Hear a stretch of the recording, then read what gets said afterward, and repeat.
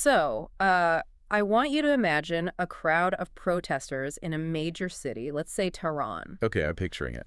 and a squad of regime paramilitaries on motorcycles charges in, which, is a tactic they've used for years to just scatter and crush unarmed demonstrations. Right. It's brutal, but it's effective for crowd control. Exactly. But before they can even reach the crowd, a swarm of autonomous drones descends from the sky and just boxes them in. Wow. Just completely cutting them off. Yeah. And the crazy part, these drones aren't deployed by the U.S. military. They aren't operated by a sovereign nation at all. Wait, really? Then who is flying them? Well, they're funded by a GoFundMe, Huh. run by Silicon Valley billionaires using open source code that was pushed to GitHub just hours earlier by this decentralized network of diaspora activists. That sounds like straight up science fiction. I know, right? But it's not. Today, we're looking at the actual, literal blueprints being pitched right now to make this exact scenario a reality. Welcome to today's deep dive. It's a lot to wrap your head around because it forces us to completely reevaluate the architecture of global conflict. Oh, absolutely. I mean, we are essentially looking at a proposal that privatizes regime change. Yeah. And the author we're analyzing today isn't just, theorizing about this in an academic paper. Right. He's actively trying to make it happen. Exactly. He is actively soliciting tens of millions of dollars from the biggest names in the tech industry to build the actual infrastructure for it. So let's talk about the architect behind these blueprints. His name is Paramendra Bhagat. He's a New York City-based tech entrepreneur, a really prolific essayist, and he actually notes that he was Barack Obama's first full-time volunteer in New York City. Which is an interesting background to bring into this. It really is. And for this deep dive, we're dissecting a massive collection of his recent writings, his manifestos, and these public pitches, all revolving around this new concept he calls DemocracyTech. Yeah, DemocracyTech. He presents it as this completely new, distinct sector. I mean, think about how fintech bypassed traditional banking systems. Right, like totally disrupted Wall Street. Yeah, or how defense tech has been disrupting the Pentagon's procurement pipelines recently. Bhagat argues that DemocracyTech is going to do the same thing, but for the traditional, sluggish apparatus of state-sponsored diplomacy and warfare. So he wants to just bypass the government entirely. Basically, yeah. His overarching mission, and this is what we're going to unpack today, is to build a scalable, open-source toolkit, one that empowers citizens to dismantle authoritarian regimes and reboot failing democracies from the bottom up. Without relying on foreign militaries, which is huge. And he's aiming this toolkit at some of the most complex geopolitical targets on the map right now, specifically Iran and South Africa. Two very different, very complicated situations. Totally. But he believes that decentralized digital tools, if you combine them with the financial leverage of tech titans and the protective hardware of private defense contractors, can achieve what decades of U.S. foreign policy just haven't. And if his theories hold weight, the future of human rights struggles won't be determined by aircraft carriers or UN resolutions. Oh, it's going to be determined by software developers and drone swarms and decentralized autonomous organizations coordinating civil disobedience, which is just wild to think about. It is. But to really grasp the audacity of what he's proposing for Iran and South Africa today, we actually have to look backwards first. We have to examine the historical precedent he uses as his proof of concept. Right, the Nepal revolution. Exactly, the 2005 to 2006 democracy movement in Nepal. So, for some context, King Gyanendra had staged a royal coup. He dismissed the government and assumed absolute power. And Bhagat details his own role during this period, right? Yeah, he states he was the only full-time Nepali activist based in the United States who was entirely dedicated to coordinating the resistance digitally. Okay, but we have to contextualize what digital coordination meant back in 2005. I mean, we aren't talking about encrypted messaging apps like Signal or, blockchain voting. Oh, not at all. This was the Web 1.0 era. It was incredibly basic by today's standards. Right. He was running a blog called Democracy for Nepal, and he managed a mailing list of roughly 10,000 subscribers. 10,000. Yeah. Which seems almost quaint today, a mid-tier lifestyle influencer gets more engagement on a Tuesday morning than that. It's true. But yet, he attributes a massive geopolitical shift to the coordination enabled by that specific tiny network. So what were the actual results? Because the numbers he claims are pretty wild. The raw numbers from that uprising are genuinely staggering. Over a 19-day period in April 2006, approximately 8 million people in Nepal took to the streets. 8 million? Yeah. And in a country of 27 million, that is nearly a third of the entire population mobilized. That is just, I can't even fathom that scale of a protest. They effectively paralyzed the country. They forced the king to restore the parliament, and it eventually led to the complete abolition of the monarchy. German radio apparently even dubbed Fagat the Robin Hood on the internet for his role in funneling information into the country. Okay, I have to push back here a little bit because I am really struggling to map the mechanics of a 10,000 person email list to an 8 million person physical mobilization. It does seem like a huge leap. Right. Like an email blast doesn't inherently compel millions of people to risk their lives going up against state security forces. What is the actual mechanism he claims bridged that massive gap? Well, he argues it was about seeding high-trust nodes in a low-information environment. Remember, before widespread social media, state media basically controlled the entire narrative. Right. The government told you what was happening and that was it. Exactly. So by acting as an information clearinghouse from the safety of the diaspora in New York, he could aggregate reports, verify human rights abuses, and distribute tactical information to those 10,000 subscribers. Ah, okay. So those subscribers weren't just like passive readers sitting at home. No, they were local nodes. They were journalists, union leaders, student organizers, people who then acted as force multipliers within their physical communities. I see. So the email list just bypassed the state's media monopoly. It created a trusted alternative narrative that then catalyzed the physical protests on the ground. Exactly. And he makes a really pointed comparison here. He notes that this massive political earthquake in the Himalayas cost a fraction of the trillions of dollars the U.S. military spent in Iraq and Afghanistan. With arguably vastly superior democratic outcomes. Right, and that leads directly to his overarching thesis for DemocracyTech today. He wants to take the core dynamic of that 2006 movement, bypassing the state via decentralized nodes, and just supercharge it. Supercharge it with modern cryptographic and peer-to-peer technology, right? Yes, because the main vulnerability of traditional resistance movements is their hub-and-spoke architecture. When a movement relies on a centralized leader or a physical headquarters, the state knows exactly where to strike. You cut off the head of the snake, and the movement dies. Precisely. But DemocracyTech seeks to distribute the organizational logic so widely across a population that the movement becomes headless. It renders traditional decapitation strikes by the regime completely useless. Okay, let's pressure test this for a second, because it feels like the author is projecting a 2006 success story onto a 2026 reality. How do you mean? Well, a Web 1.0 email list worked against a monarchy that hadn't really figured out internet censorship yet, right? That's a very fair point. But the regimes he is targeting today, specifically Iran, they operate incredibly sophisticated surveillance states. I mean, they employ deep packet inspection, BGP hijacking, total internet blackout. They literally turn off the internet. Exactly.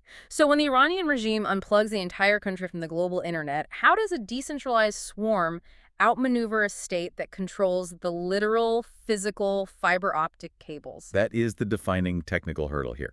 And Bhagat's premise relies heavily on the exponential advancement of decentralized infrastructure to counter that state-level censorship. So what's the workaround? He can't just be suggesting they use, like, basic WhatsApp group chats. No, not at all. The implication of modern democracy tech involves peer-to-peer mesh networking protocols.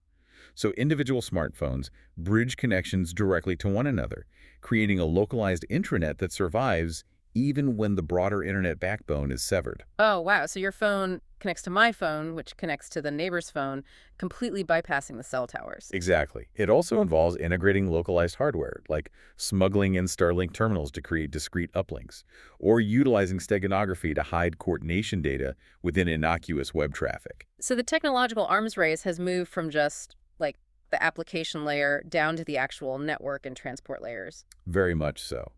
And if the underlying premise is that technology can mathematically overwhelm state oppression by scaling distributed networks faster than the state can monitor them, it makes sense why he aims this directly at Iran. Yeah, because he views the U.S. military's current approach to Iran as fundamentally exhausted, right? Like, decades of sanctions and proxy skirmishes have just entrenched the regime rather than weakening it. He is quite explicit about that.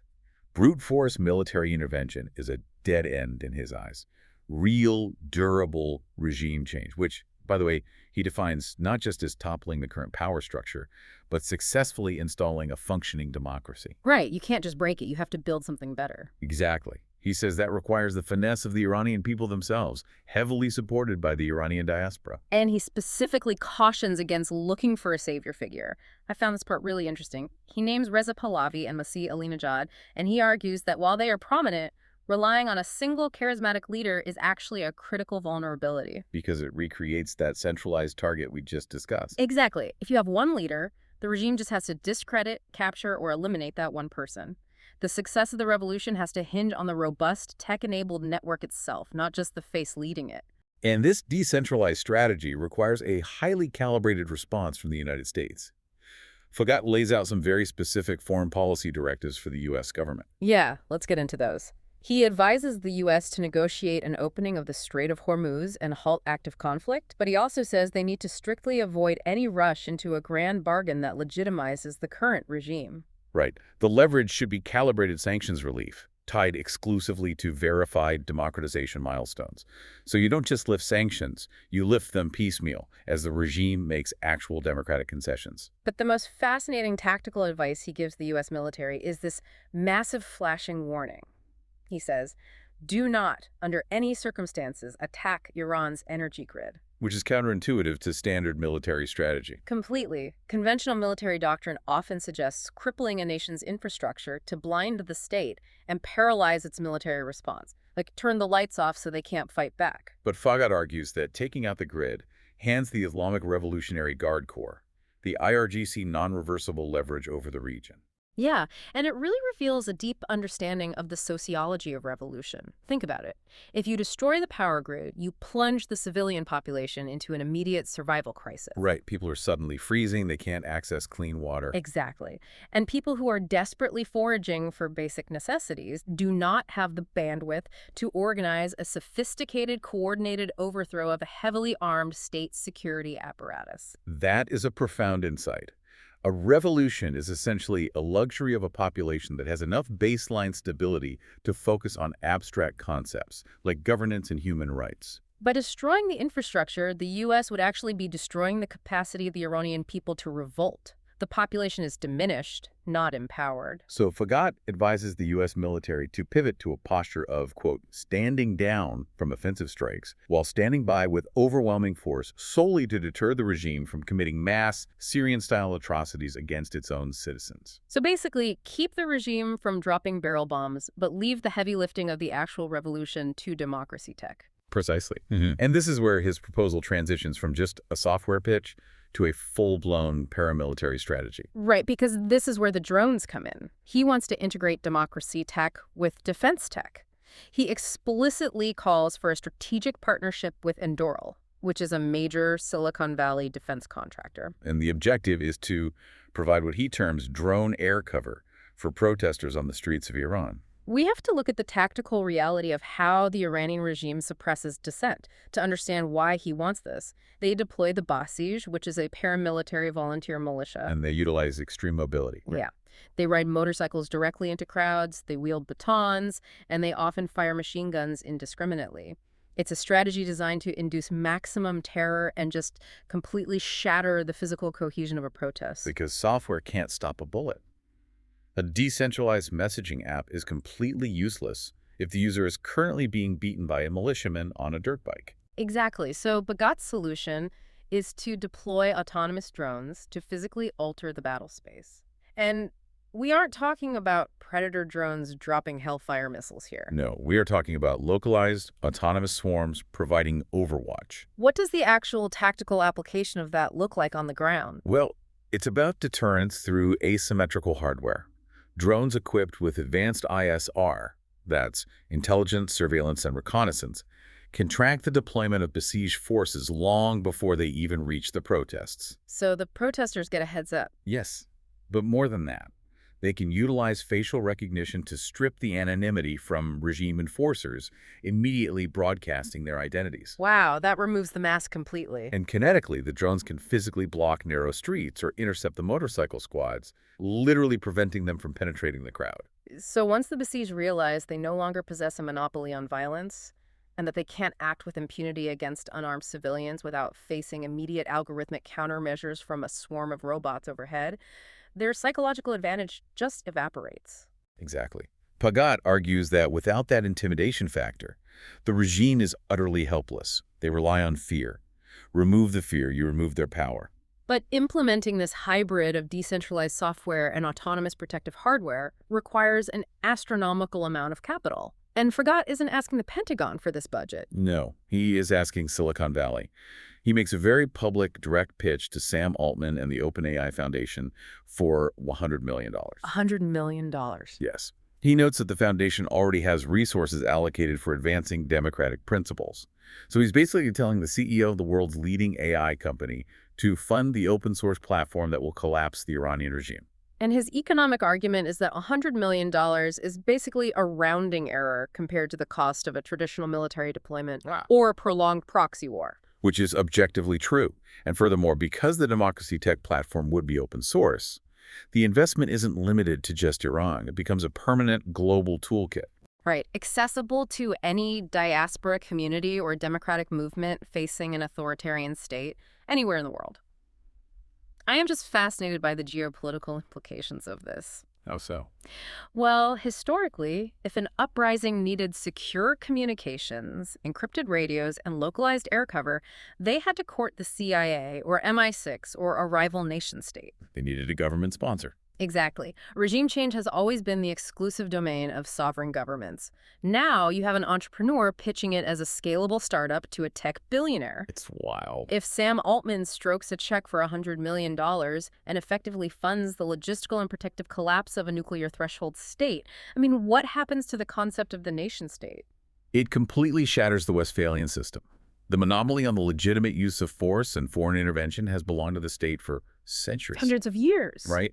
And if private foundations and decentralized networks can successfully execute a regime change that the U.S. military couldn't achieve, global sovereignty is fundamentally disrupted. We are moving from statecraft into a new era of techcraft, where ideological alignment and technological capability matter way more than geographic borders or UN mandates. That transitions us perfectly into understanding the ideological core driving Bhagat's entire vision.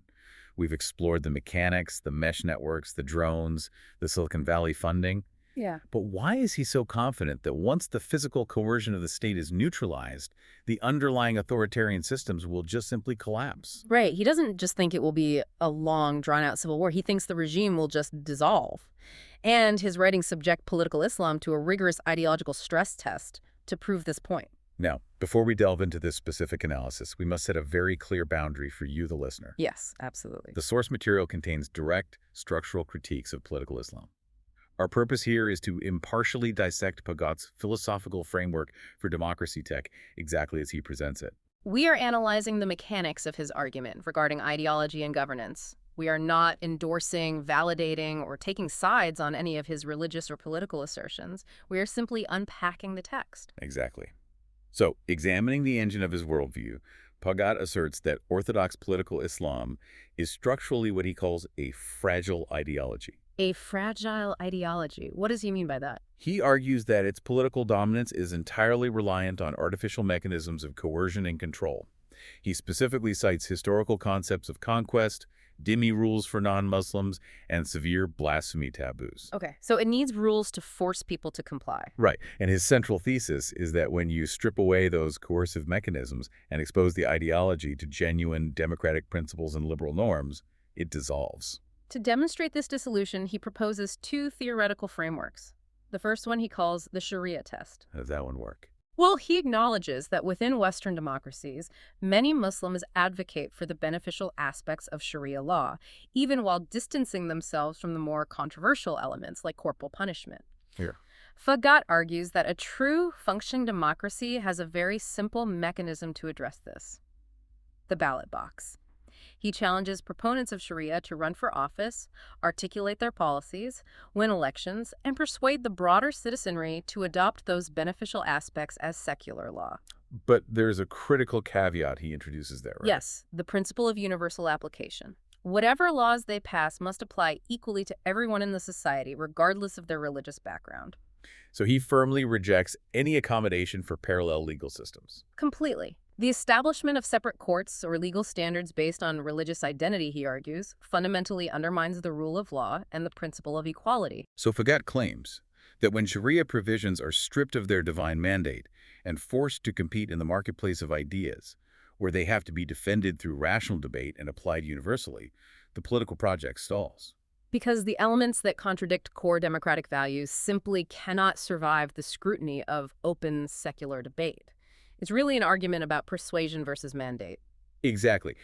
If an idea is genuinely superior, it shouldn't need a parallel legal system to enforce it. It should be able to win a majority vote. Right. And he follows this up with what he calls the apostasy test, which centers entirely on the absolute freedom of individual conscience and the right of exit. He argues that the true measure of religious freedom isn't just the ability to practice a faith.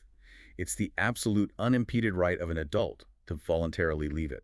And that exit must be free from any fear of death threats, state-sanctioned legal penalties, or organized social ostracism. Which is a huge point, because he points out that in many interpretations of traditional Islamic doctrine, apostasy is treated as a severe crime, often a capital offense. Right. And he views this strict enforcement not as a sign of deep, unwavering faith, but as a primitive form of coercion. It is the ultimate suppression of the individual just to maintain the dominance of the collective structure. So his conclusion is that when a society adopts total freedom of religion, meaning absolute freedom of exit, the ideology faces an existential crisis. Because if the structural integrity of the belief system relies on the threat of violence or severe penalty to retain its adherents, removing that threat causes retention rates to plummet. The cultural dominance fractures and the political power of the system organically withers. You know, it seems like Bhagat views open secular democracy as a sort of geopolitical wind tunnel. Oh, I like that analogy. Yeah, think about it. If an ideology is structurally sound, if it's built on voluntary participation, equality, and persuasion, it easily survives the fierce winds of free choice and open debate. It's aerodynamic. Yeah. But if an ideology is fragile and requires heavy scaffolding to stay upright, like blasphemy laws, parallel legal systems, and threats against apostates, the sheer force of the wind tunnel will just rip that scaffolding away. And the ideology collapses under its own weight. That's a great way to visualize his argument. Yeah. And the author actually anticipates pushback on this. He notes that critics who demand reforms within these systems are frequently met with accusations of bigotry or Islamophobia. Sure. But he categorizes this defensiveness as a reflex that signals inherent ideological weakness. In his view, robust ideas welcome open competition and critique. Fragile ideas require aggressive, often punitive protection from it. Okay, I have to challenge that specific premise. Because claiming that defensiveness against criticism is purely a symptom of a fragile ideology seems like a massive sociological blind spot. How so? In Western democracies, marginalized minority groups often exhibit defensiveness, not because their underlying theological beliefs are inherently weak, but because they are reacting to actual systemic bigotry, xenophobia, and prejudice in their daily lives. That's a very valid counterpoint. Right, like dismissing all defensive reactions as proof of ideological failure ignores the reality of how minority populations are actually treated on the ground. It is a vital critique of his framework, because Bhagat is applying an intense, almost exclusively structural lens to theology. He is analyzing the ideology as an abstract operating system, largely bypassing the sociological friction of human beings living as minorities in complex Western nations. He's looking at the code, not the users. Exactly. His focus remains locked on his historical thesis. Ideologies that heavily utilize compulsion rarely thrive in environments of genuine, decentralized liberty. He applies his DemocracyTech philosophy to religion, believing that democratic norms naturally decentralize religious authority. Dismantling authoritarian control without firing a single shot, using only the relentless pressure of free choice. Yes, but this deep belief in the dissolving power of decentralized democracy isn't confined to the Middle East or theoretical debates about political Islam. He applies the exact same structural analysis to nations that are actively backsliding from their democratic foundations. Which is where he pivots his focus entirely, targeting the current political landscape of South Africa. Right. Bhagat assesses South Africa as a nation in severe distress, plagued by escalating criminality, deep-rooted corruption, and a fundamental failure of state governance. He argues the country is dangerously deviating from the non-racial democratic vision established by Nelson Mandela, and he strategically weaves Elon Musk into this narrative. Musk is from South Africa originally, of course. Exactly. The text heavily emphasizes Musk's frequent public criticisms of his native country. Fagat highlights Musk's specific outrage regarding farm attacks, the high rates of violent crime, and his vocal opposition to South Africa's Black Economic Empowerment, or BE, laws. Which Musk has reportedly characterized as racist and economically destructive. Right.